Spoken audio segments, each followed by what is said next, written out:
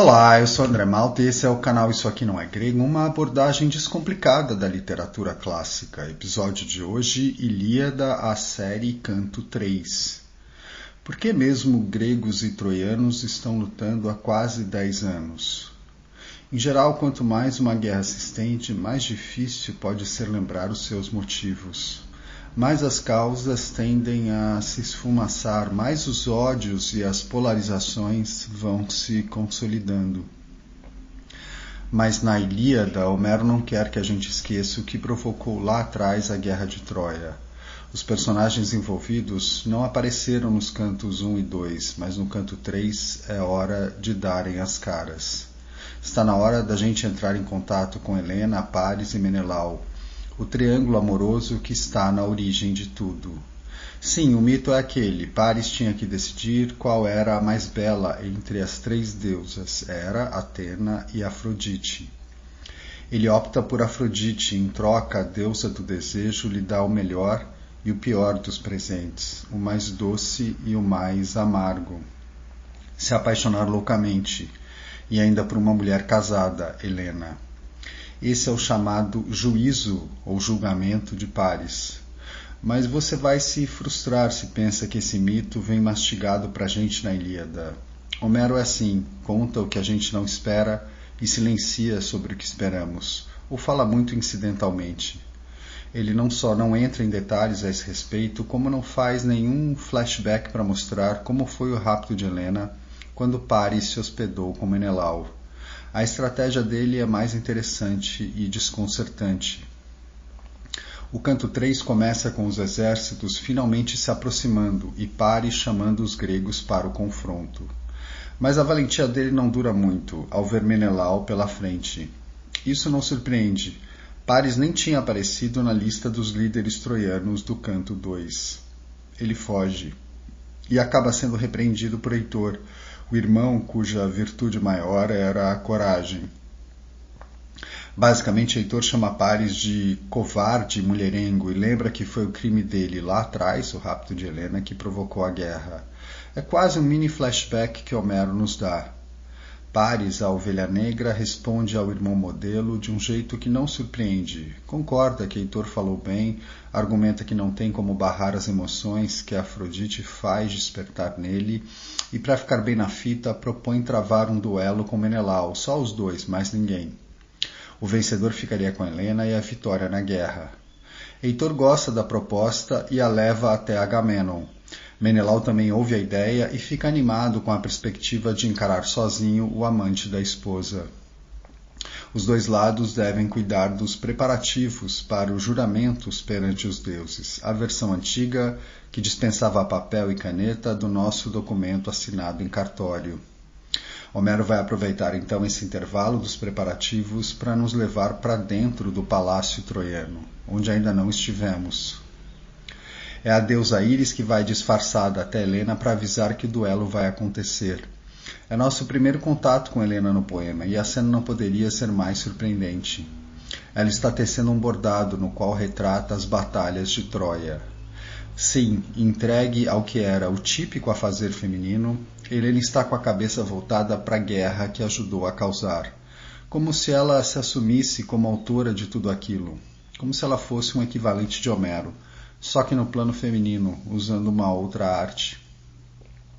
Como quer que a gente interprete, é uma cena tão rápida quanto comovente, que mostra a ligação de Helena com todo o sofrimento que produziu.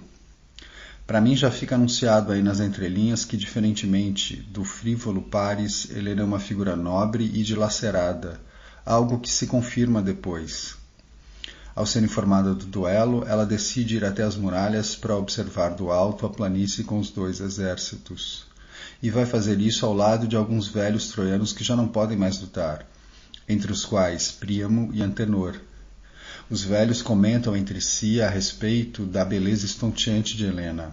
Príamo acrescenta, dirigindo-se a Nora, que ela não é culpada pelo que aconteceu, e sim os deuses.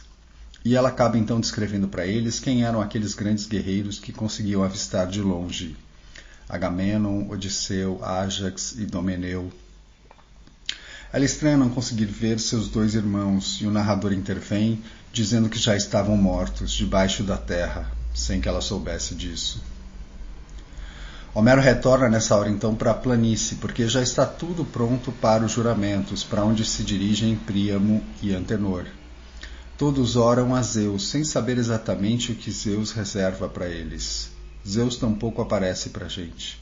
Tudo corre bem, Paris e Menelau se armam e Homero não nos poupa dos detalhes. Caneleiras, couraça, espada, escudo, elmo e lança. Exatamente nessa ordem. É o primeiro confronto do poema, um significativo duelo entre Menelau e Paris, e tudo transcorre como uma dança bem ritmada, dando ainda tempo para Menelau dirigir mais 2 preces a Zeus, exigindo vingança por tudo que sofreu por causa do rapto da esposa. Conforme o começo do canto já tinha mostrado, está claro que Menelau levaria a melhor contra Paris, isso se o duelo fosse de fato até o fim.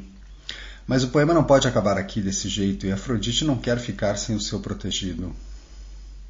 O que ela faz quando depois de alguns golpes de parte a parte a coisa aperta para Paris? Simplesmente o carrega para longe nos braços, envolto em uma nuvem, e o coloca são e salvo no seu quarto, dentro do palácio.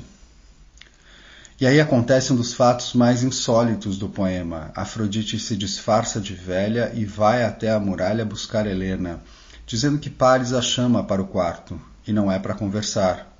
Helena, que acompanhou do alto o que tinha acontecido no duelo, reconhece logo Afrodite, ou porque o disfarce não era lá muito bom, ou porque não dava mesmo para Afrodite ocultar totalmente a sua beleza divina. O fato é que ela enfrenta a deusa, dizendo que Menelau venceu o duelo, e que ela não vai não, que ela, Afrodite, pode ir no seu lugar. Mas bastam os 4 versos da resposta curta e grossa de Afrodite para Helena ser devolvida ao seu lugar. À figura mortal só resta obedecer, e antes do canto terminar, com Agamenon cobrando a execução do acordo, nós acompanhamos o diálogo desses 2 amantes, a sós, no quarto. Cada um fala apenas uma vez, cada um usa exatamente o mesmo número de versos, 9, uma indicação aritmética da cumplicidade do casal. O mais magistral é como Homero, com uma linguagem para nós hoje cheia de artificialismos, dá conta dos sentimentos de cada um.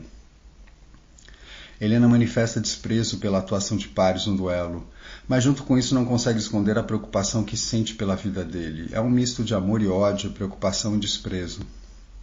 Já Paris não tem vergonha alguma na cara, simplesmente nem lembra mais dos juramentos feitos, de tudo que está em jogo, e diz para Helena: agora pensemos no amor, subindo a nosso leito conjugal, porque jamais um desejo tão grande me dominou assim o coração. Ele a chama para a cama, e eles vão. Deu para entender? Os exércitos estão lá, do lado de fora, suando e lutando há quase 10 anos por causa desses 2, da paixão incontrolável desses 2, que no meio do dia decidem transar. Ou que não decidem, mas são obrigados por Afrodite a transar. Mas aqui dá mais ou menos no mesmo. É desse jeito enviesado que Homero nos dá seu flashback. Sem flashback. O estopim da guerra foi essa atração sobrenatural que surgiu entre Paris e Helena quando ele se hospedou com Menelau, e é assim, por coisas sem sentido, ou aleatórias, ou sempre muito sentidas e inescapáveis para os que estão envolvidos, é assim que um confronto começa e se estende. Só que muita gente que estuda de perto o poema acha toda essa sequência do canto 3 inverossímil.